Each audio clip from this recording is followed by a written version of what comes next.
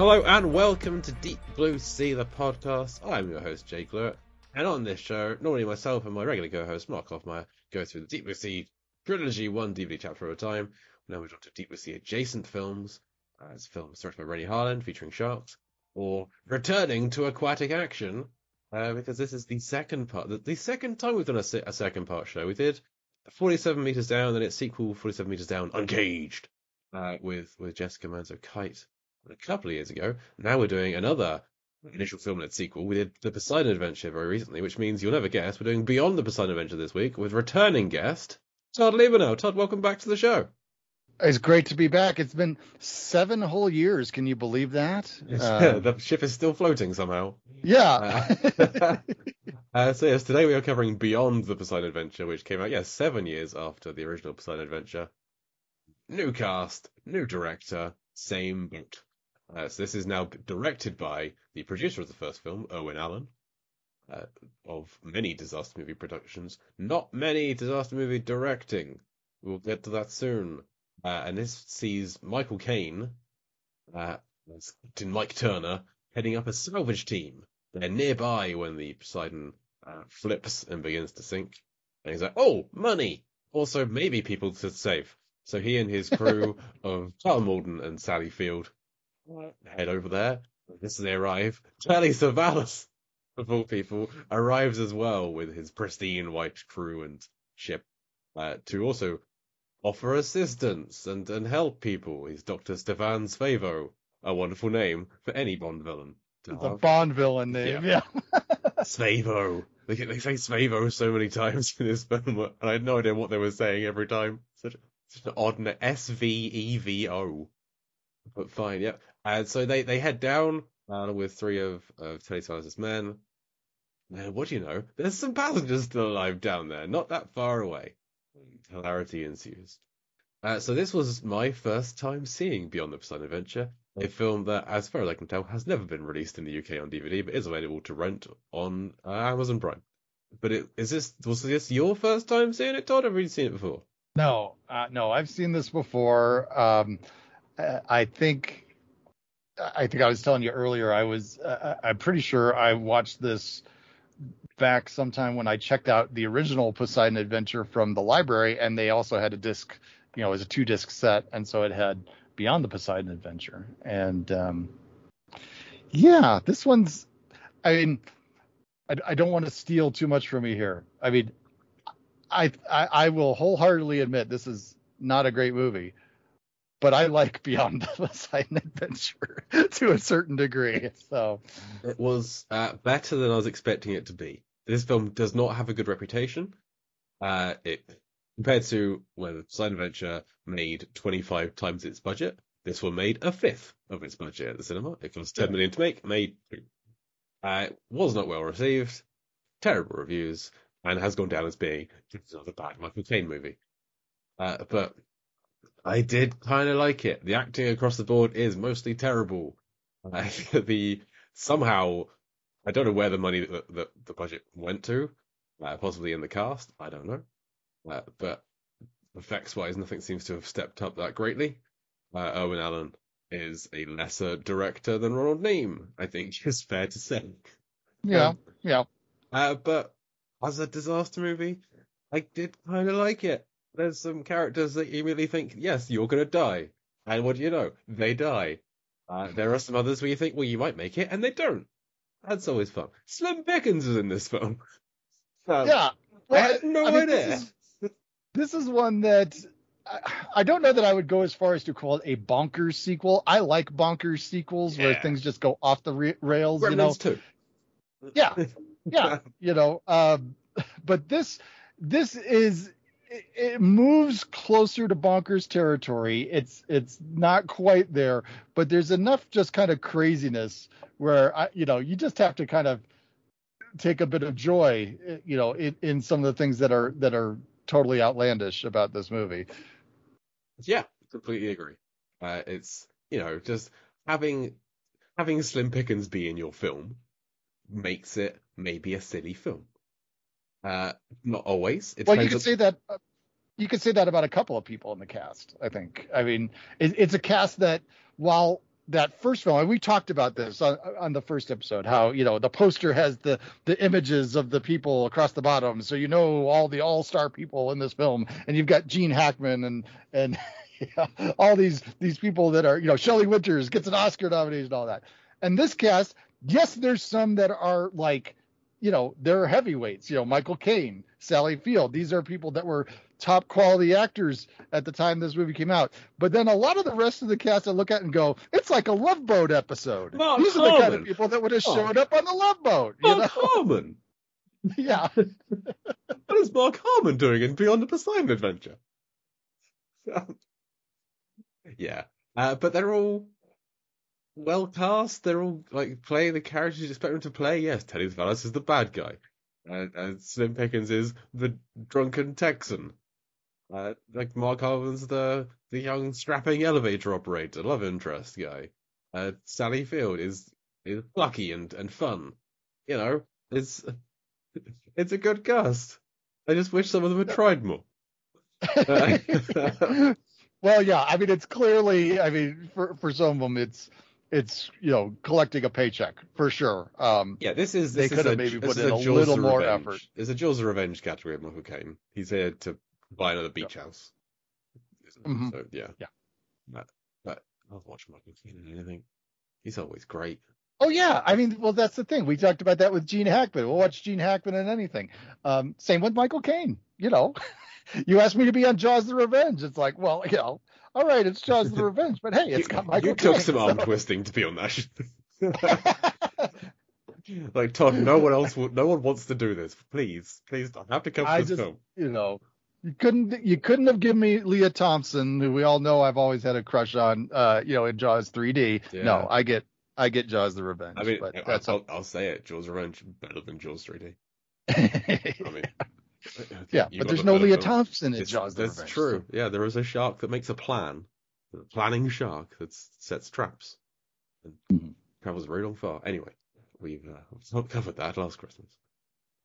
So yes, okay. So let's run through our characters that we did this time, like we did last time. So the salvage team, our main three: Michael Caine as Captain Mike Turner, Carl Malden as Wilbur Hubbard, and Sally Field as Celeste Whitman.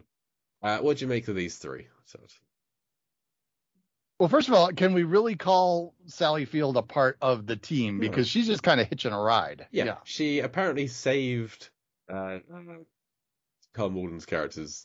He got in a fight in a bar the night before or recently, and she's trying to make her way to Africa. I did like that Sally Field on a boat called the Jenny. Just made me smile. Yes. Yeah. So that's nice. So she just kind of tags along and gets called Monkey for the duration of the film. Michael Caine just calls her Monkey all the time.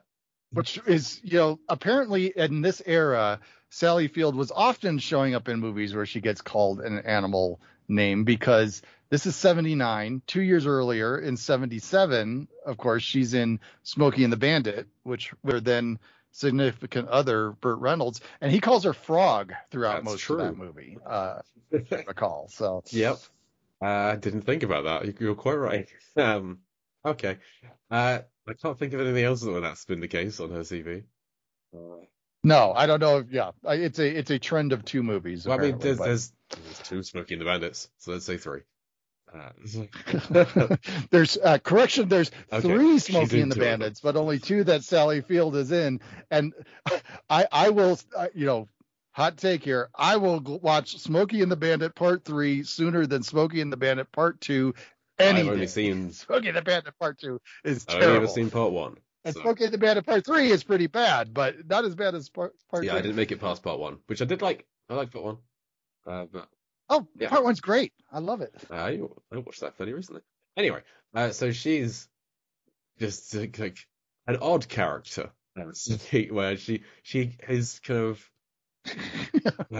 she's kind of got that standard rom-com. She's the klutzy girl interest who she knocks a harpoon through a window the first time we see her in the film.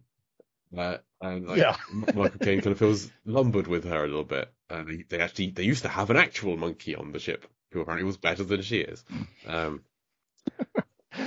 Well, and like we spend the first couple of minutes not even knowing that she's there. It's just Michael Caine and Carl Malden on the ship, which, by the way, this is one of the worst things about the movie right here. The shots of them in, the bridge. Do we call it a bridge on a little tugboat? I don't know. But, they're in their little cabin there with the big steering wheel and all that. And the ship's getting rocked around and the waves are crashing and the wind and all that stuff. And it's just like when you're on the Universal Studios tour and they go, all right, we need a couple of people to come on down and put on these raincoats and get on this boat. And we're going to shake it around and show you how we do this in the movies. Yay. I mean, it looks just like that. It's so cheesy. Yeah. But then all of a sudden Sally Field pops out and it's like, oh, there's somebody else on the boat. Okay, goody. And yeah, I mean, you're right. She's weird and quirky, and it's the tone of her performance does not fit with anything else in the movie. It's, I mean, she's the leading lady. She's Sally Field. She's again at this time a pretty sought after actress, and she's the comic relief of this. Part thing. of it. It's I mean, weird. Slim Pickens is certainly comic relief for some of the film as well.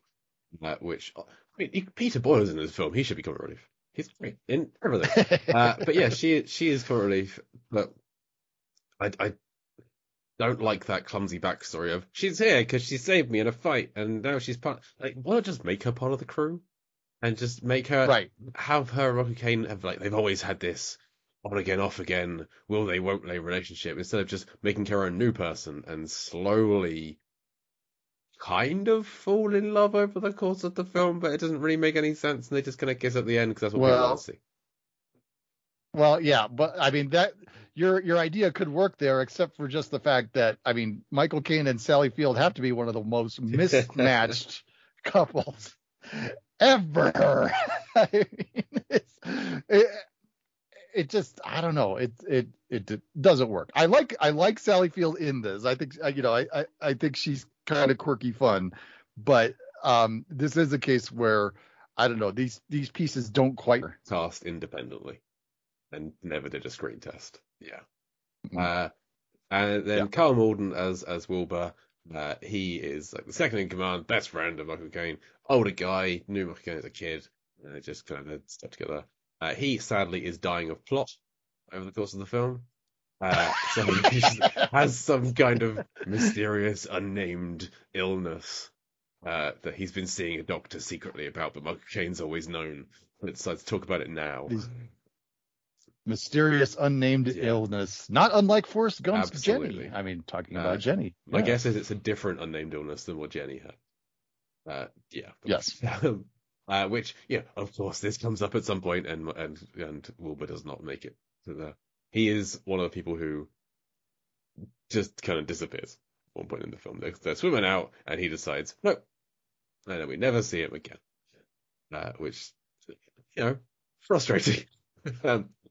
But there we are. And I do get the feeling that Carl Malden, in between takes, was like, I was nominated for an Oscar once, and now I'm doing this. I was in On the Waterfront. Now I'm in the water. I used to have a character. But anyway, so that's him. And then over on the Greek salvage team of Dr. Stefan Svevo, it's mainly Telly Savalas and his three guys, one of whom is Paul Picerni. It's Picerni or Picerni? How do we pronounce that? You're asking me? I don't know. He has a Wikipedia page, so I thought maybe he's more well known than he is. He's got a lot of credits, but he's like the second in command. But it's mainly Telly Savalas. As soon as he appears, he's the bad guy. Yeah, he's trouble from the start. Immediately, he's doing nothing. Like I think you're supposed to maybe for a second think, this is just another good guy, but they cast Telly Savalas as his like career bad guy. I've never seen Kojak. Is he a good guy in there, or is he another bad guy? I think he's a good guy, because the show is named after him and he's the central character. But I've never seen it myself either. But yeah, he doesn't come across as a guy you should trust at all. I mean, plus he says he's a doctor, and it's like, all right, well, where's all your equipment? Doctor of what? Yeah. Villainy? Yeah. So, you know, It's like Doctor Evil is a doctor. It's exactly. that same kind of doctor. Yes. You have henchmen. You're clearly a bad guy. So, yeah, so they head down, and then the first passengers that they come across are Frank Mazzetti, played by Peter Boyle, uh, uh, Nurse Gina Rowe, played by Shirley Jones, and Suzanne Constantine, played by Veronica Hamill. Another like film S name, It's a Suzanne Bond. It's like a Constantine. Bond girl name. Yeah. Absolutely, and she very much looks like a Bond girl as well. Uh, Hmm. Now, the fact that we have the nurse Gina in this group leads me to believe that maybe these are an offshoot of the Doctors group from the first film. Well, that's Because what I was wondering. I mean, I suppose it could be. I mean, they don't just have one nurse on the ship. Probably there's probably a couple. well, I think they So have one doctor because they were saying how like most of the passengers of the ship it takes them ages to get to the Regos the first time around. oh, that's right. That's the whole opening of the first film, Yeah, isn't it? That and where he you had have Ernest Borgnine complaining about how long it took the doctor to get there. a nurse with him, which is a different actress than this one. But Hmm. that nurse was then with him and his group of 20. So I think it kind of works for this to be, that group got lost. These three got separated. Three later on may have got separated from that group as well. Right. So that's the first three. Meet. What are your thoughts on these guys? Well, I mean, for, first Peter Boyle. I mean, again, it's Peter Boyle. Seeing that you're going to get some great stuff, some losing the temper, that kind of thing. Um, Shirley Jones. I mean, I can't see Shirley Jones in anything and not think the Partridge Family, because again, growing up a kid in the 70s and 80s, watching reruns of things from the 60s, Shirley Jones was the mom on the Partridge Family. So whenever I see her, I think that show. And Veronica Hamill is just one of those people who shows up in everything.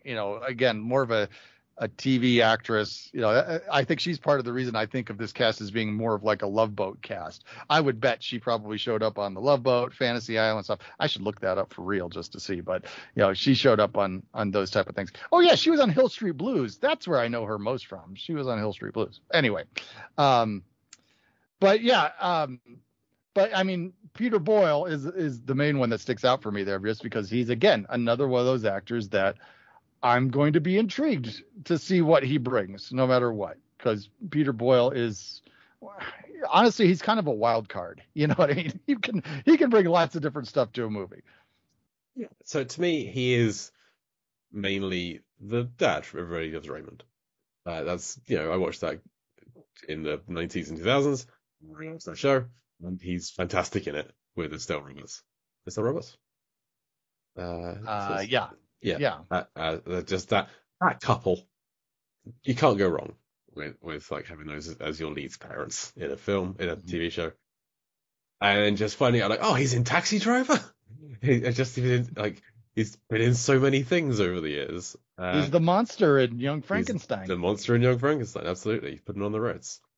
Uh, and he's always great. Everything I've seen him in, which is not enough things. I need to go back and watch more stuff. But he's good here. He's very much in the Ernest Borgnine kind of role, I think. Just Yes. you're the guy who's going to be angry at the lead. Right. He like takes it further and is like the insulting guy who's gonna just when we come across a blind passenger, this is the guy who's gonna be like, no, leave the blind guy to die. So Well, and it means so probably not gonna make it. he's definitely kind of in the vein of his character from Everybody Loves Raymond. I mean, I didn't watch that show a ton, but I'm thinking more like, he's supposed to be a bar owner from New Jersey, something like that. So it's the He's same a bar general. owner, former sergeant in World War II, who was showing his daughter where he fought in Europe, and has become separated with his daughter. Yeah. Yes, he must find her. That's that. Yes, he makes that very clear every time he opens his mouth for the first 20 minutes he's on screen that he's looking for his daughter. Which I get it, he would be, but as somebody watching the film, irritating. And at first, you think that his daughter must be what, like 6 years old or something like that, you know? Grown woman. Yeah. Yes. So Veronica Hamill is someone I only knew the name of. I didn't know. It's a name I've heard, but I don't think I'd seen her in anything because she's been in a lot of TV shows of the 70s and 80s. Like she's in Starsky and Hutch, Bob Newhart show. She's in Dallas. Lots of little bit parts here and there, but I don't think I'd ever actually seen her in anything before, other than apparently she's in 3 episodes of Lost, a show that I loved. I could not tell you. I think she's Jack's mum. She's Margot Shepherd. She's Matthew Fox's mum in 3 episodes of Lost. Oh, she was on an episode of Kojak. Yeah, that was her first role was in Kojak, or her first TV. Second role, she was in Clute, the modeling Clute. But I think she's fine here. She's secretly a bad person, and it's not that secret. It's Telly Savalas disease of like, oh, you're acting oddly. You must be you're bad. Okay. And then Shirley Jones, I'd never even heard of her before. So you say Partridge Family, that's not something I know of, I'm afraid. I was thinking that might not really be an England thing. No, I've seen Oklahoma, but I couldn't tell you who the character of Laurie Williams is. And like I haven't seen The Music Man, that kind of thing. But I think she was good here. Her main role is to help other people. But yeah, she's fine. So I liked these 3 well enough. Well, and jumping back to Veronica Hamill, she does have one of my favorite moments of the film, a moment that it's painfully obvious that it was edited somewhat because they decided, we're flirting with an R here or something like that. But when this is the axe, yes, because it's revealed that, she's in on whatever Stefan's, I can't say the name. Svavo's plan is, and there's even some kind of romantic entanglement, and then she's like, well, I can't go with you, and then he orders her killed, and she attacks the guy that's gonna kill her with an axe, and it's very sloppily edited. You see her swing the axe, and then it cuts away, and you go, oh no, there was a Mr. Halloran shot in there somewhere. I mean, come on. Later, they're like, oh, this must have been where she was waiting for him with the axe. But okay, they pieced it together for us, but I think we got that. Yeah. So. Yeah, so they found these 3. They're kind of working their way down across. Michael Caine at this point is just looking for the purser's office.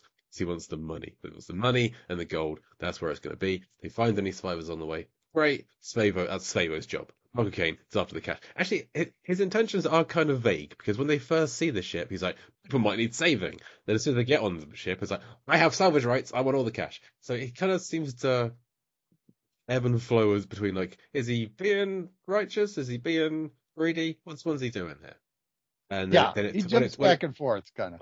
And then when you find out that Tom Walton's dying of blood, then they say, oh, we're going to use the money to make you better. And like, oh, so he is altruistic. He has good intentions. But then it's like, no, get the gold. It's a hard guy to root for all the time. It's not well written. So at this point, there's like a 7-foot jump, and Michael Caine and his crew and the passengers go first, and then Telly Savalas is like, nah, peace out, I'm going this way. I've taken the map. So they split up, and this is another part where it's hard to root for Michael Caine, because when Veronica Hamill was like, oh, I can't possibly jump in this dress, he's like, take it off! Yeah, just yells at us. Well, it's living up to the predecessor, where one of the top priorities is to get the female cast members out of their clothes. Yeah, but then Telly Savalas is like, I'm gonna delicately cut up the leg, and it'll be fine. Well, we don't know it yet at this point that she's Telly Savalas' girl, so he's protecting her honor, I guess, in the way that evil until he orders her doctors killed. do. Yeah. Right. So now, the scene jumping over the massive hole with the wires and all that stuff. I mean, they all kind of make it pretty easily. There's a part of me that was 7-foot jump. I wanted, like, when Indiana Jones catches Alfred Molina, and he's going, oh, we did, that should have happened more in this scene. Yeah, but they all make it across quite easily. Yeah, and then like Suzanne later has to hop back again, and she does that fine. So yeah, it's just the hole there for no real reason, I guess. Just because what they might come across these kind of obstacles, I guess. It's all fine. Well, So they lots of can, things fall through the floors in this movie. Did you notice that? There's a lot I of moments where like the yeah, safe falls through the that's it. floor That's and the other next things fall bit. through the floor. Yeah. Yeah, So, so that when they get to the purser's office and they find the safe, and yeah, there's an explosion in the boat, and then the safe. Oh, 'cause it turns out they're way back out. Once they get in and they get down to the gym where they find Peter Boyle and go, there's something erupts and they can't go back the way they came, so to find a new way out. So it's kind oh, of well, important, but not and really, I guess. and we got to talk about the gym and the steam room and such. And because I was like, was this a small attempt to tie the sequel to the first film? Because they talk about having been in they were okay in the steam room for a bit, but then they said that pipe burst and then we were in trouble. And I was like, is that the pipe with the steam coming out of it when Gene Hackman's on the red wheel at the end of just before Hackman falls and dies at the end of the first film? I was like, are they trying to tie those two things together here? I'd like that. I wish they did that more. Yeah, that would have been good. Because this is not long after that. Because like, the helicopter that leaves with that's the one Michael Caine sees at the start of this film. So it Oh can't yeah, be and that that far away. Yeah. and the first thing we see when they enter into the ship, there is a shot that shows us there's that red wheel that Hackman was hanging on, and I think we even see what's her name, Stella Stevens's body kind of being I hidden missed somewhat that. by the flames. Didn't we kind of get a brief shot of that here? I I think missed we that did. if we did, but I'll take your word for it. Yeah. Okay, so she is definitely dead, but no sign of Gene Hackman. He's still in there somewhere. No, he's gonna pop up later. Yeah. Oh, I wish that had happened so badly. um, and then just like him yelling at Michael Caine for being greedy. Yeah. Oh well. So yeah, so they find the safe. The safe falls through the floor and busts open, and revealing there's diamonds inside, there's gold inside, etc. So then Michael Caine makes a deal with the passengers that anything they carry out, they can get 10% off. I think they're already gonna leave. They don't need an incentive to come with you. Yeah. But fine. And in the process of doing this, they find three more survivors. They find Slim Pickens as Tex, Dewey Hopkins, who he's acting out like he's a big rich oil guy, but he's really the assistant wine guy on the Steward. ship. Yeah. Wine steward. Yeah. So he in when they find the wine room, and he finds a really old bottle of wine, and that's the thing he wants to get out of here is this old bottle of wine. Which nice. I'd like Slim Pickens in films. He's kind of silly. He always plays the same guy, but he's very good at it, and he's always fun. Yeah.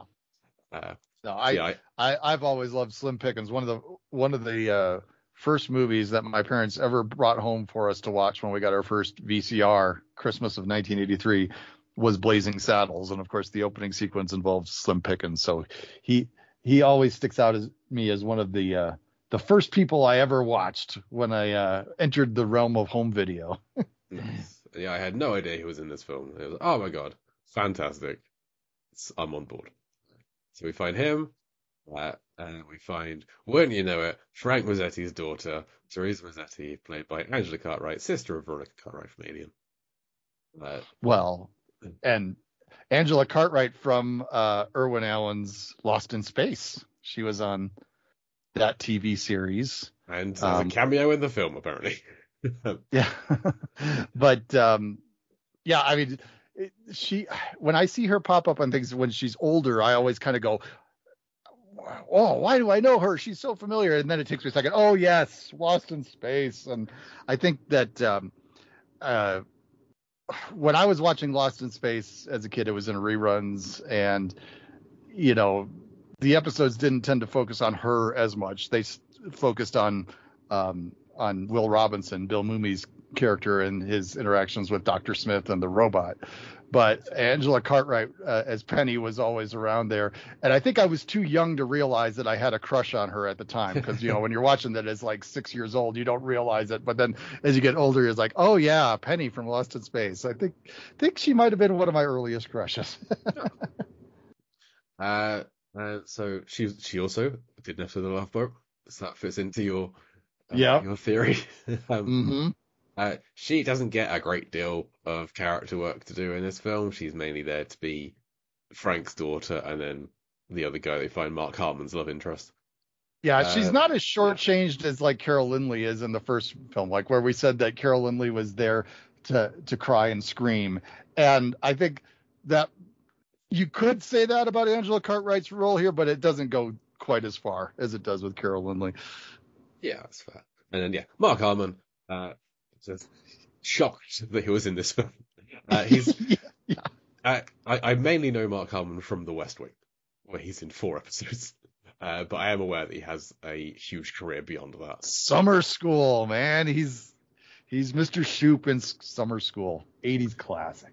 But I think most people would say he's most famous for being in, I don't know, many, many, many episodes of NCIS.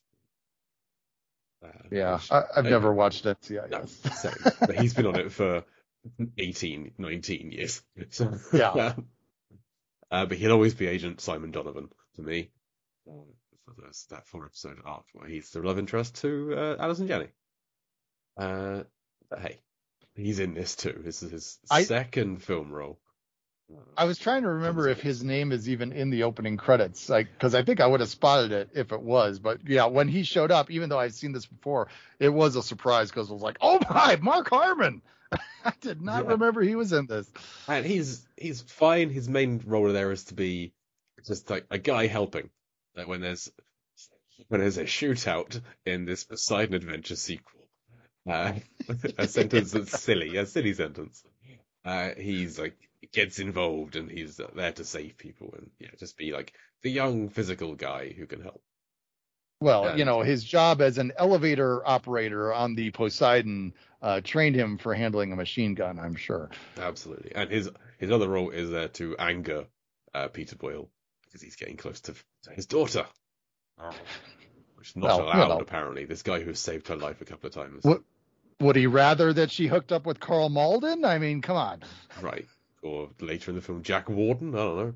Michael Caine. So I feel like Mark Harmon's the best choice. Anyway, so they go from there and they find a couple more passengers who had just been waiting in their room. The Merediths, Harold and Hannah Meredith, Jack Warden and Shirley Knight, who they've been held up because Jack Warden's character, Harold, is blind. And they feel like their best option was to just kind of stick it out and wait. Which I can understand. It's not the easiest situation to get out of. Being blind in an upside-down cruise ship.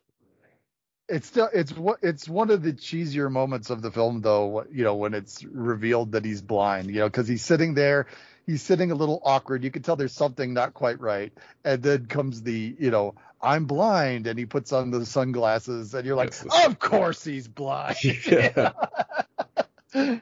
That's a very Peter Boyle reaction, I think. Like, of course, this guy's just going to slow us down. But Michael Caine gives this speech like, I'm not leaving anyone behind on this shit. And besides, he can carry more jewels. Yeah. Exactly. Gold. It's all about the gold. Get on with it. Take it off. I love Michael Caine so much. It's not a bad Michael Caine there, Jay. It's like I've hosted a game show with him before. It's normally better, but like I said, I have a cough. So they bring along the Merediths as well. Makes progress a little slow, but between Hannah, is Shirley Knight someone I should know from being in things? I don't recognize her right off the bat either. I'm not sure. She was Oscar nominated for being in The Dark at the Top of the Stairs, a film that apparently exists, and also Sweet Bird of Youth in that same category. She's been in a lot of things. Oh my! She was in Paul Blart Mall Cop, apparently, and Paul Blart Mall Cop 2 plays his mum. Stuart Saves His Family. She's in that one. she's been in a lot of things. Passed away just 2 years ago. She was a pandemic pass. Mm. Yeah, sad to say. But yeah, so I'm not familiar with her. Jack Warden, I know from Color Every Man. One of my favorite films. He's the baseball guy with the hat. So always fun to see Jack Warden. I didn't Well, recognize him in this. she's in another boat movie. She's in Juggernaut, Richard Oh, Lester's Juggernaut. that's recently been recommended to me by Howard Kasner. I haven't seen it yet either. Well, we may be covering it just as soon as I can find out how I can watch it. Some point in the future. Who knows? Good. So they join the party, and that's the last edition of the party. So we're now up to 10, I think. So 5, 6, 7, 8. No, 11. Yeah. Well, no, because Suzanne has gone back and axed and been shot. At this point, so yeah. So up to 10. And then it's basically, hey, let's head back up and get out. Same again as the first one. Except, are they heading up? Seems like they head down more in this film. They have to go down to go back up again. By the time they get to the Merediths, they then are heading back up, I think. Mm-hmm. I was trying to work this out to work out how deep and blue it is. And, yeah. They go down and back up again. They don't really come across much in the way of obstacles, I guess. They just kind of Tex sniffs his way to the kitchen. So they can find some food. It's like Homer Simpson or something. It just starts floating in the air after a pie on a windowsill. But it's all because he knows the way everything is, as he works there. Yeah. At one point, Michael Caine and Sally Field go off on their own to sniff out some stuff so that she can have a very chatty breakdown in a vent. Yes, she has a weird breakdown scene. Yeah. I mean, that whole relationship is just odd. That we talked about it. They don't really work together. But hey, what are you gonna do? She's the toughest monkey on this ship, apparently. Or frog, whatever. Or frog, yeah. Frog would have been more useful, I think. The saltwater probably. Yeah, monkeys aren't all that aquatic, are they? No. Let's not throw a monkey and a frog in the sea and see who survives. I don't think that's going to go very well. Yeah. Well, I mean, you could just get all the different animals from all the different films you've covered. You get Preacher's bird, you get a monkey, you get a frog, you get all that stuff. Yeah. Unfortunately, the sharks that are going to be in there are going to win this fight, I think. I don't know. Get a particularly vicious monkey and frog and stuff. So at this point, I was starting to think this boat's been floating for a very long time. I was starting to kind of see through what was it like. It's still floating, kind of, at the end of the film. It never actually sinks. It blows up. Well, and does it? I mean, I doubt we've gone into as deep of analysis as we could here to determine, we see different areas get flooded in the first film. Are these people then back onto floors that were already established had been flooded in the previous installment? Well, I think the only area that they have in common is the kitchen. Unless it's a different kitchen, because this one looks in much better shape than the one in the first film. Because that one had an explosion. There were charred corpses. Bodies, yep. Whereas they get here and there's a chicken that's been cooked and available to be eaten. And there's just food lying around. So I'm going to guess this is maybe just a different kitchen. It's just the ultra rich people kitchen and then the less rich people kitchen. Well, there could be one for the staff and one for the passengers, perhaps. There you go. Or there's just kitchen, there's one attached to the ballroom, maybe there's a different restaurant level. I don't know. Either way, this is a different galley that we saw in that first time around. Which is good because there's lots of things in this. I mean, in general, I would say that the areas they're going into in this film are much more well lit than they were in the first film. It's true. They're lurking around in the shadows and all that in the first film. The power's going off and such, and here it's the lights are all still working fine. Yeah. There's an electrician on board who's been fixing stuff between films. I don't know. He's making his way through, but doing some rewiring as he goes. That's the guy that was going to be leading the team in the third film that they never made. Yes. It's the electrician who kept the lights on for everybody else. Do you think the title of Beyond the Poseidon Adventure, when they go back to the Poseidon Adventure, like works? Beyond, I kept getting the title wrong and thinking what this show was going to be. Well, Beyond doesn't make sense to me. I mean, you're right. It'd be more accurate to say something like Return to the Poseidon Adventure or the Poseidon Adventure again. but I mean, I suppose you could make a case for it being Beyond, because it's not just about them trying to get out like it was last time, because now we're shooting at each other and stealing plutonium and things like that. So there is a famous Roger Ebert review for this. I don't know if you've read it, Todd, where he talks about a conversation he had with the director Owen Allen about the sequel and what it could have been before it came out, before it was even been made. Where Roger Ebert basically, I don't know how true this story is, but it's from his review, where he said that it's easy to make a sequel. All you do is you have the boat be hit by another wave that flips it back upright again. So now you have people who had like made their way to the bottom of the boat and now stuck at the bottom and to go back up again. Great idea. Whereas Owen Allen's original idea had been the 6 people who were flown. This is equally ridiculous. 6 people who were flown away at the end. They land, they get on a train, and then that train runs off into the water. And they have to. So you have those 6 with any new survivors on that train trying to get out of there. To go from like carriage to carriage, getting out of it. And the main reason they didn't do that was because they probably couldn't have got all the cast back. And I kind of want to see both those films. Right. That sound kind of amazing. I feel like they lean into the silliness more than this one does. But hey, Michael Caine could have been the train driver. I don't know. Yeah. But one aspect of this sequel that doesn't get this played out enough for me is Telly Savalas. We haven't talked about what his plan is. He's there trying to recover something that's his. There is some plutonium. There's a barrel of plutonium on board that he's trying to retrieve, with some also cases and cases of guns. Lots of stuff on there that he's trying to get out. And the reason he wants this plutonium is he needs to deliver it to this mad scientist who's building a time machine. That's the part they don't tell you. Yes, he needs to find. It takes him, with this lost, it takes him 6 years to find some more from some Libyans. Mm-hmm. Yeah. So he's trying to get this stuff, and I think at one point he alludes to this all being part of his plan for the boat to have been flipped over, and to go in and get it. Now, Todd, explain to me how he did that. How did he flip the boat over? He's got Sean Connery's weather machine from the Avengers. I don't know. Yes.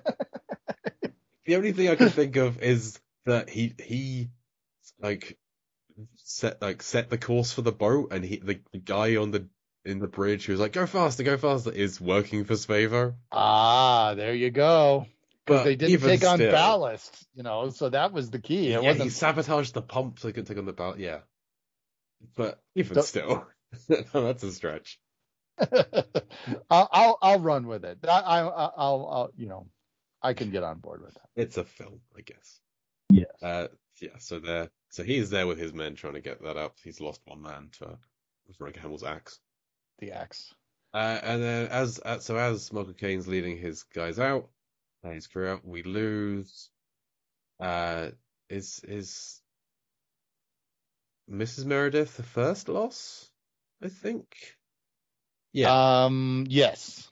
Yeah, because she goes in similar fashion to what Roddy McDowall did in the first film. They're climbing a ladder. She's been injured, and they were climbing up through like a kind of similar walkway when her husband kind of slipped, and so when she went to grab him, it hurt her shoulder. So she's got her shoulder in a sling, climbing a ladder. Michael Caine is kind of helping her, but she falls. He falls. He can't find her, looks a little bit sad. Can't find his gold, looks very sad. And then has to break the news to Mr. Meredith. No, it's fine because he now has the nurse to help him instead. He Yes. does kind of go over things quite quickly. Yeah, as a matter of fact, you almost get the impression is he already gone through all the stages of grief here and is now planning a life afterwards with Shirley Jones here? I don't know. I mean, maybe, who knows? Um, Although at one point it feels like Shirley Jones and Carl Malden were going to end up together. And that's, Exactly. Yeah. but then, so she's some kind of a curse because he doesn't make it either. So yeah, so we lose Mrs. Meredith, and then they make it up to where Spavo's men are, and then we get the first of three shootouts in the Beyond the Poseidon Adventure. I find it ridiculous that we have shootouts, but also I did kind of love it. That's what Yeah. this sequel is. Because there's no bad guys in the first one. Yeah, you've got the guy up on the bridge, you've got the purser, but they're not like they didn't do this. They're not the villains of the film. This is just like, oh, Wade flipped the ship. Let's try and get out. Unless you accept your theory you were proposing a minute ago, that Yes. it's all connected. But yeah, no, we got bad guys now, so we got to have a shootout. And like we were talking in the earlier episode about things being tied to the floor, which is now the ceiling and stuff. I love the one shootout where there where these cars are, and the cars are all strapped to the ceiling. I wanted them to start shooting whatever's holding the cars to the ceiling so that there were cars falling on people, Yeah, or like try and shoot something that's held down in all the corners and shoot out some of them so it ends up like swinging. That could have been fun, yeah. But they don't do that. They just kind of it's just a shootout in a storeroom where everything's upside down. But Peter Boyle doesn't make it out. He has a little bit of a speech. He has his moment, and he just kind of gets taken out as they need to stop Spavo from getting through a door. So they're going to try and shut the door, and he makes a run for it and doesn't quite make it. So we get a teary farewell to this character that I always liked. Yeah. And we kind of knew. I think from the beginning we knew Peter Boyle was not going to make it through the film. And again, as soon as someone says no, leave the blind man behind, he's not going to make it. That's right. Not something that's going to happen. So he's gone. Teresa's unhappy about it, but Mark Harmon gets to like, come on, let's go. So they get out. He's like, no, well, now I don't have to worry about your dad disapproving. Yep. Well, hey, and like minutes later, he was like, were you planning on going to go back home after this, or did you want to come with me and my folks in Ohio? Like, not like minutes after her dad they're not even out yet. Her dad just died. It was Iowa, Jay. Get it right here. I know you're sorry. I know. It's a 4-letter state from the middle of the country. I'm sorry. No, believe me, I often have to drive through Iowa to go from Colorado, where I live, to Illinois, where my family is originally from, and Iowa can get kind of boring. If you told me there was one state called Iowa, I'd believe you. I don't know. There totally is. There totally is, Jay. I've been to neither. I apologize to all of our listeners from Ohio. I'm sorry. I'm sure you're very different people. So lose Frank. Everyone else gets out, and then there's more of a shootout. But eventually, Spavo and his men are like, "No, let's go," and they just go a different way. They throw a grenade into the storeroom because there's a dodgy window, and then shut the door. The grenade goes off. Water starts coming in, so they need to get out of there. They go to another room that seems safe. They find some scuba equipment. They got 2.5 tanks between them. Scuba equipment. It's just there. It's just there, just lying there. It's all fine. But this is when we get the rare dramatic Slim Pickens monologue.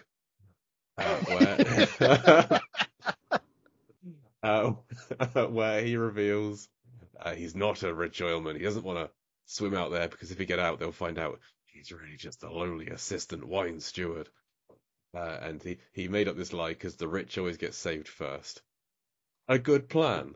Ain't wrong, yeah. But why is he bailing on the plan? Because this is the point of it, is to get out. But he bails it. Could have let it go a few minutes longer there. Yeah. Because everyone's been so helpful and stand up, and he's just been kind of the comic relief this whole time. But he makes his speech like, no, I'm not gonna go out of here. I'm gonna stay. And Michael Caine's like, no, come with us. And it's okay. So he gets this dramatic monologue where you think, okay, well now Tex might not make it out of this film because he had this dramatic scene. Uh, so Well, they, and you get the impression in that scene too that Michael Caine is just he's fed up at this point. He's yeah, like, nobody's gonna chicken out on me on anything. He's taken on the attitude Gene Hackman had in the first film. We're getting everybody out here. But I think the motives are different because Caine's just like, I'm sick of this. Come on, we've come this far. We're going. we have to scoot. It's there. We're so close. What do you mean you're going to stay here? So yeah, I got to get out of here and get on the set of Jaws: The Revenge. Come on. Absolutely. So Beck still has his bottle of wine. So they kind of team up. They're doing buddy breathing where they share the tanks, and it's all fine. So Michael Caine, Carl Malden, and Sally Field go first, followed by Mark Harmon, Angela Cartwright, and Smith Pickens. Being very much a third wheel on that. And then you get Nurse Gina and Harold Meredith are the last ones. I did kind of feel like, wait, the blind guy is going to just walk into the water on his own last. Okay. That order seemed a little bit odd, but fine. Yeah. But hey, they all get in, they all make it to the top, apart from Carl Malden, just kind of disappears. Michael King goes out to look for him, find him. Well, and I mean, there's a part of me that my heart leapt a little bit when it's like, oh, they're going to go scuba diving because I don't know. It's just kind of cool. And it's silly, but it is a bit disappointing that, they pop out of the water and then they're hiding behind the boat and Telly Savalas and his guys are up on top of the boat and that. And it's like, no, we need like an underwater scuba battle, like Thunderball or something like that. I mean, you'd say that, but anytime James Bond goes underwater, it's the most boring part of any Bond film. Oh, come on. I really don't like Thunderball because it's like, Bond can be underwater. It's going to be boring as anything. I just find those scenes so dull. You sound like my son here because, I did, set out to watch the Bond films with my children. My son definitely got into it more than my daughter did. My daughter was like, he's awful. Why do all the women love him? He's awful. But my son, he enjoyed it more. And the thing he caught on to is that every Bond movie has a boat in there somewhere. So anytime we sit down and watch, when we sit and watch a Bond film, he just sits there quietly and watch. And as soon as the boat shows up, he goes, boat scene. You got to watch out. You got a son who's going to start doing exploding boat podcast any day now. Yeah. So, your daughter sounds very much like my wife watching this film. Or any Bond film, actually. She's not. When we did the Bond franchise look back over the Lambcast, she begrudgingly sat through a lot of the Connerys and the Moores. Just with disdain for everything they said and treated about women. And then my wife watched this one. She didn't watch the first one because she's seen it before. And she got very frustrated at how feeble all of the female characters were at every moment in this film, which is a valid criticism, I would say. Well, yeah, none of them really have a moment like Shelley Winters does in the first one, do they? No, but even then, even in the first one, any decision making is done by the men. And yes. Gene Hackman will be like, okay, Ernest Borgnine, Red Buttons, you come over here with me, we're going to have a talk about this. Women folks stay there. And even here, there's like a scene where all of the men go and sit in a room. And like, where are the women? What are they doing? They're making cookies. Yeah. They're making cookies. Yeah. There is one scene where Gina is tending to Sally Field because she gets injured a little bit, and Slim Pickens is trying to make him eat Sally Field's naked back that's being dressed. It's a very weird sequence. I don't know. I feel like that might have been the you're a bad guy scene. You need to do something to make it okay. You're trying to leer at this woman who's injured. I don't know. So Carl Malden disappears. They make it up. Michael Caine and Sally Field swim to the Jenny. And then the rest of them swim as well. It's kind of a weird plan. They just swim, and Telly Savalas sees them, starts shooting at them. They hit Slim Pickens. Slim Pickens doesn't make it. And I was so sad because no one got the wine. Like, it wasn't like at the end of the film, you talk about Gene Hackman should have popped up. A bottle of wine should have just popped up at the end of it, and okay, protects, and they'll just have a swig of the wine. Well, But it's gone. it would float, right? Wouldn't I it don't know. float? Probably not. I don't know either, but in still, movies, yeah, sure. they should have someone should have reached in or jumped in and gotten the bottle of wine and been like, if we can't save Tex, at least we're gonna save his bottle of wine. And then they're cooking, Merlot! And spit it, just throw it away. Oh, I don't drink, so I don't even know what that means. I don't drink wine, so I don't know. I just know that in Sideways, Paul Giamatti is very adamant that Merlot is terrible. So I have which a film that film did to Merlot what Jaws did to the beach. People stopped buying Merlot after watching Sideways. Which, hey, like I said, I don't know wine, but I won't buy any Merlot because I saw that film.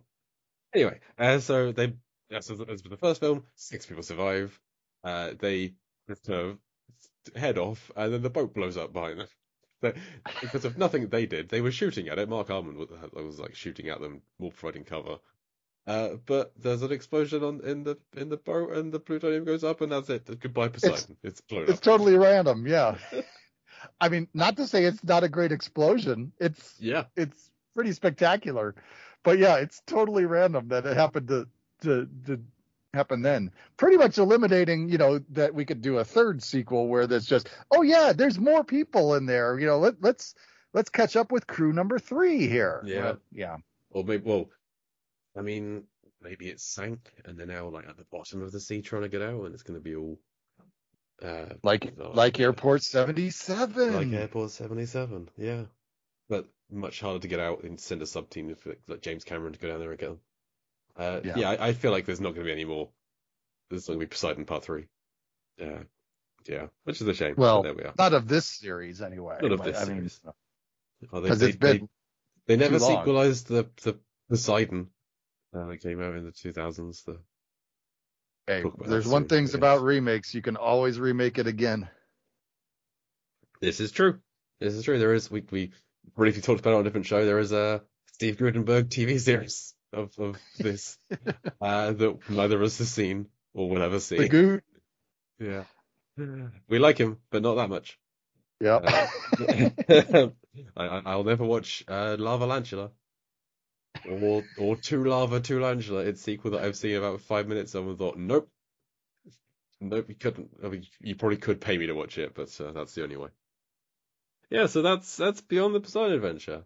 Not as bad as I was expecting, but still not good. Well, it's fun. It's silly fun. Absolutely. So, how is it like Deep Blue Sea? Shorter list this time. Many of the same things from the first list because it's the same setting. But actually, how is it similar to Deep Blue Sea 2? Sequel, all new characters in the sequel, just like Deep Blue Sea 2.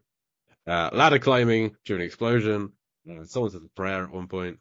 The mission to save people becomes about self-survival. I quite liked, because in the first one it's more about curing Alzheimer's, but then things go awry and you got to save yourselves.